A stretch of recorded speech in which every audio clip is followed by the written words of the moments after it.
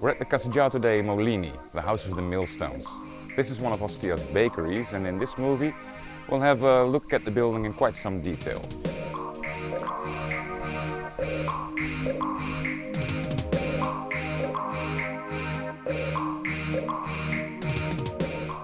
Let's have a look at the masonry first. The building was built in the Hadrianic period, and we see the beautiful opus mixtum of the Hadrianic period. The second phase is Antonine, and to that phase belong these yellow bricks. The slender pier set against the Hadrianic masonry. The third phase is Severan, around 200 AD, and to that phase belong red bricks of a huge arch. In the Severan period, the bakery was installed, and at that time the ceiling of the ground floor was raised considerably. Not much space was then left between the first floor and the ceiling of the first floor, so that ceiling had to be raised as well. This destabilized the building, and the two arches we're looking at now were installed to secure it. To the left is the House of Diana, to the right is the bakery.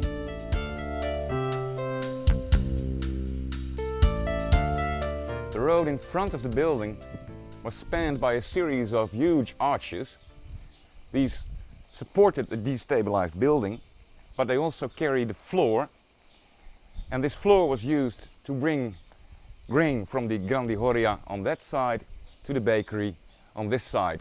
So the transport of the grain to the bakery took place over the street.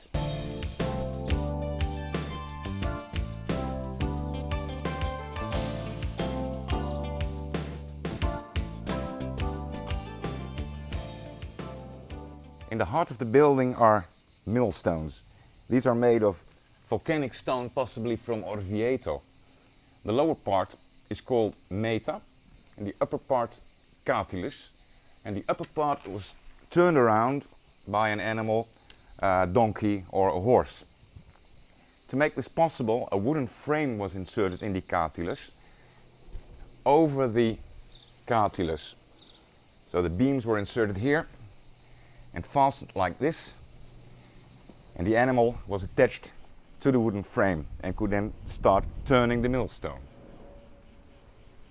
The grain was led from the first floor through a wooden pipe to the upper part of the millstone, and then the grinding took place between the Catilis and the Meta, and that was a delicate matter because of the distance. If the distance was too small, the grain would burn, and if the distance was too big, the grain would simply fall out.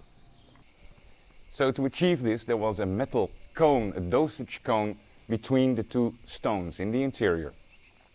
The flour fell in a wooden container.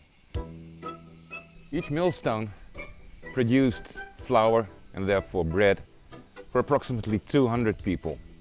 There were about 10 millstones in the building, so it catered for some 2,000 people.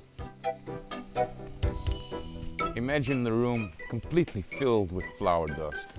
Slaves coughing, and to get rid of that flour dust, a number of large windows was installed high up in the wall.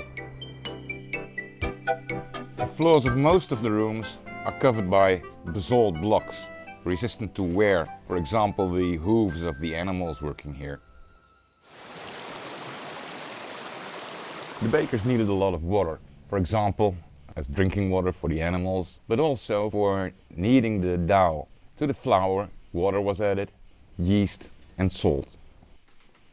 We're in the kneading room here, containing 5 kneading machines, giant mixers that were operated by people. So what do we have? A vertical bar was attached to a metal slab in the bottom of the stone, and to the bar horizontal blades or vanes were attached.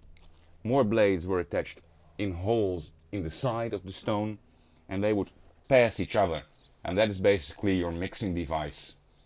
A bit higher up was a crossbar, and that crossbar was rotated by slaves.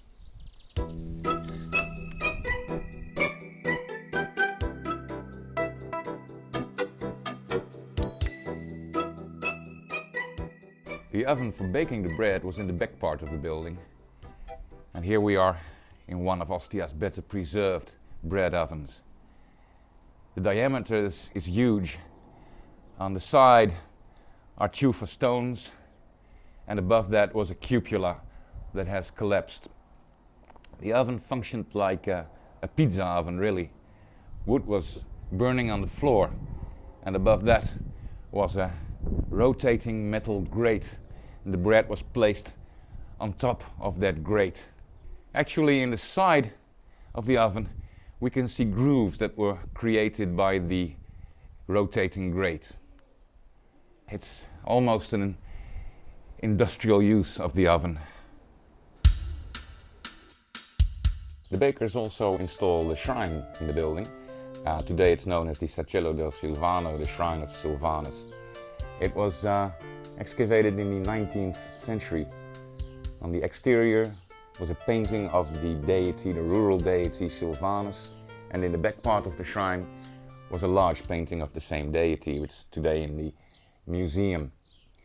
Many paintings were added. In the front part of the shrine, the Dioscures were depicted.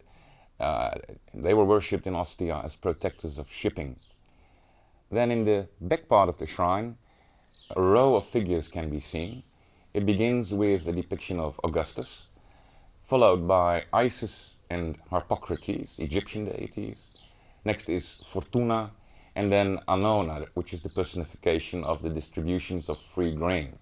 The final figure is Alexander the Great. The Egyptian deities refer to the Egyptian grain that was brought from Alexandria to Ostia and Portus. The presence of Annona is a little bit puzzling because we know of distributions of free grain in Rome, and there is a suspicion that similar distributions may have taken place in Ostia. The figures of Augustus and Alexander refer to Caracalla, the Emperor Caracalla, who reigned in the early 3rd century. We actually have a graffito in the shrine which mentions the year 215 AD. The graffito was made by a man named Calpurnius, and he was a watchman living in the barracks of the fire brigade. And in that graffito he sent his best wishes to the Emperor Caracalla. It's interesting that the graffito is dated to 215 AD because in that time Caracalla was in the east and he had some sort of Alexander mania, started comparing himself to Alexander the Great. So that's why we have not only Augustus as an example for Caracalla, but also Alexander the Great as an example for the Emperor Caracalla. The millstones and kneading machines were maintained by specialized carpenters, and apparently they had a workshop inside the bakery because in the facade is a relief with carpenter's tools. The bakery burned down around 275 AD and it was never rebuilt. It was excavated in 1870 and during the First World War. The excavators found many objects belonging to the bakery, such as the dosage cones, erroneously identified as lance heads, parts of horse harness, and also little bells that were attached to the wooden frames around the millstones. When there was no more grain in the millstone, the bell would start ringing, which was an indication for the slaves that the millstone needed a refill. There are many reasons to believe the emperor had organized distributions of free bread in Ostia as in Rome. Not distributions of free grain. The author Juvenalis speaks of panem et circenses, bread and the circus. The grandi horia that supplied the bakery with grain was imperial property, and the guild of the bakers in Ostia had a special status. That explains why there are many references to the Emperor Caracalla in the shrine of Silvanus, as we saw earlier on.